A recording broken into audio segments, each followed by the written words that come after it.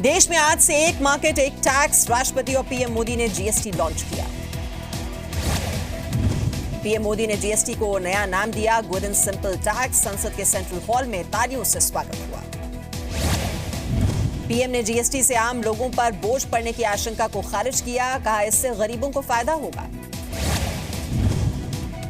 PM Modi ने कहा GST लागू होने से पिछड़े राज्यों को भी फायदा होगा, ईमानदार आदमी बेवजह परेशान नहीं होगा। पीएम ने कहा जीएसटी भारत के लोकतंत्र की परिपक्वता और ज्ञान की भेंट है, हर तबके को मिलेगा फायदा। पीएम ने जीएसटी को निवेश के लिहाज से भी मील का पत्थर बताया, कहा सिस्टम आसान होने से विदेशी निवेश बढ़ेगा। पीएम ने सारे दलों को जीएसटी का श्रेय दिया, कहा जीएसटी किसी एक सरकार का नहीं, सबके प्रयासों का नतीजा है। पीएम ने जीएसटी को देश की एकता से जोड़ा, कहा जैसे सरदार पटेल ने राज्यों को जोड़ा वैसे ही बाजार को जीएसटी जोड़ेगा। पीएम ने जीएसटी को काले धन और भ्रष्टाचार के खिलाफ सबसे बड़ा हथियार बताया, कहा इससे बाजार में ईमानदारी बढ़ेगी। पीएम ने जीएसटी लागू होने को टीम इंडिया स्पिरिट बताया, राज्यों, केंद्र शासित प्रदेशों और जनता को शुक्रिया कहा। जीएसटी लागू होने को पीएम ने चाणक्य और आइंस्टीन से भी जोड़ा, कहा गीता के 18 अध्याय थे, जीएसटी काउंसिल ने भी 18 बैठकें।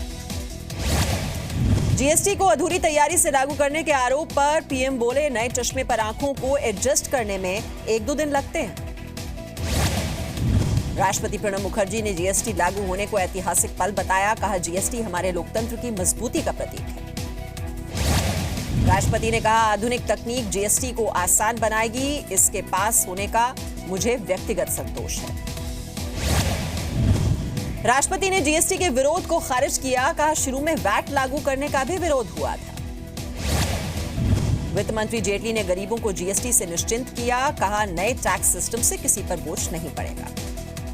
राज्यसभा सांसद डॉक्टर सुभाष चंद्रा ने जीएसटी को देश के लिए आर्थिक आजादी की तरफ पहला कदम बताया, कहा इससे सभी को फायदा होगा।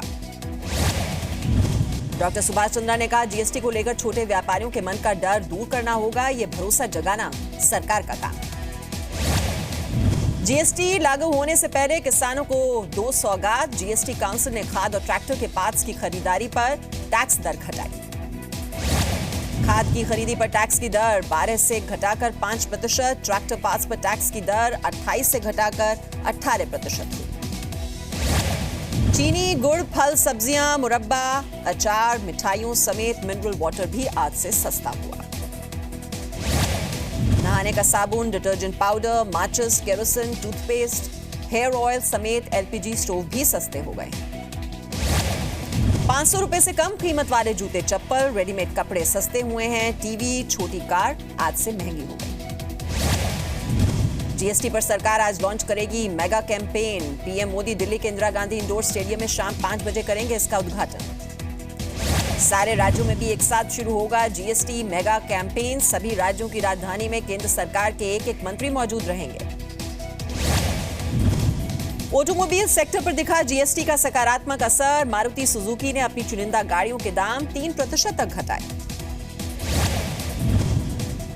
फोर्ब्स ने एशिया के 40 परोपकारी लोगों की लिस्ट जारी की। इनमें एसएल ग्रुप के चेयरमैन डॉक्टर सुभाष चंद्रा का नाम भी शामिल है। 5 अन्य भारतीयों को भी मिली जगह।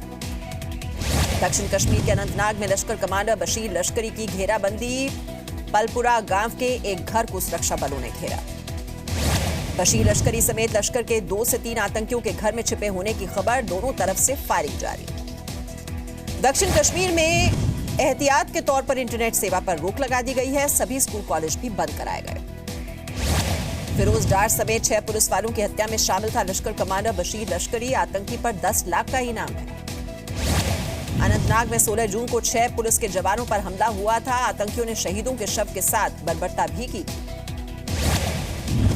एनआईए एलओसी के रास्ते भारत पाक में व्यापार को बंद करने की सिफारिश करेगी। कारोबार की आड़ में आतंकी फंडिंग के सबूत मिले।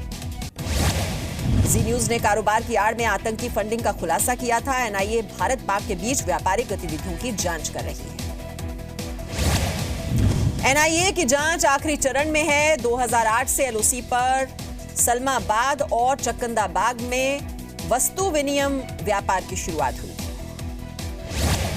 पाकिस्तान ने हाफिज सईद का समर्थन करने वाले आतंकी संगठन तहरीक आजादी जम्मू एंड कश्मीर पर बैन लगाया। काउंटर टेररिज्म अथॉरिटी ने बैन की लिस्ट में रखा था।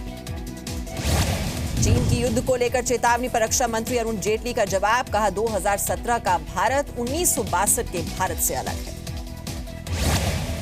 भारत चीन सीमा पर तनाव के बाद नाथुला के रास्ते कैलाश मानसरोवर यात्रा रद्द। दिल्ली में तीसरे जत्थे को रोका। उत्तराखंड में लिपुलेख दर्रे से यात्रा जारी। मौसम में सुधार के साथ अमरनाथ यात्रा फिर शुरू हुई।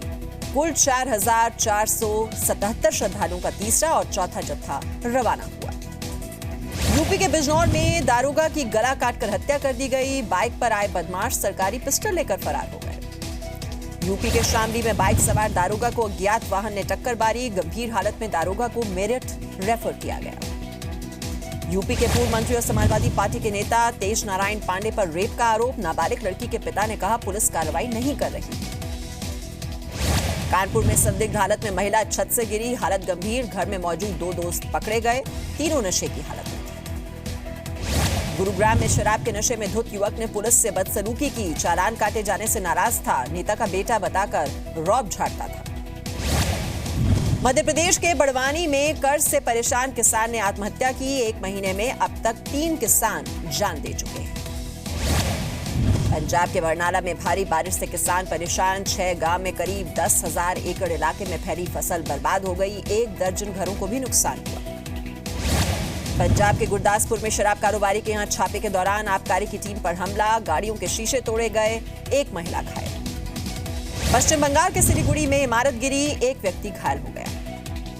झारखंड के खूंटी में प्रतिबंधित संगठन PLFI के 6 उग्रवादी गिरफ्तार। पिस्टल कारतूस के अलावा 2 बाइक भी बरामद की गई। पटना में शराब के साथ 3 लोग गिरफ्तार। पुलिस ने 23 पेटियां बरामद की।